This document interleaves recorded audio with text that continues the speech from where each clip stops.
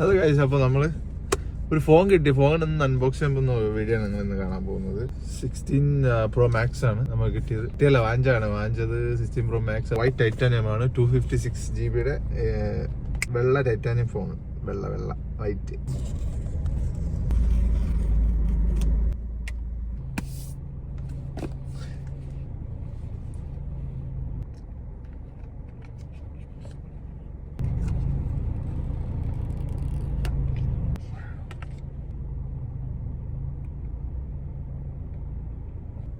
അപ്പോൾ ഗൈസ്, അപ്പോൾ നമ്മൾ ഫോൺ അൺബോക്സ് ചെയ്ത് ഓപ്പൺ ചെയ്ത് ഓണായി. അടിപൊളി സാധനം. നിറയെ അൺബോക്സിങ് വീഡിയോസ് ഒക്കെ കണ്ടാണ്. ആസ് യൂഷ്വൽ നമുക്ക് ഇവിടെ ക്യാമറ ബട്ടൺ ഉണ്ട്.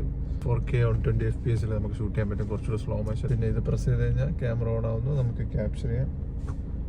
Zoom in, zoom out.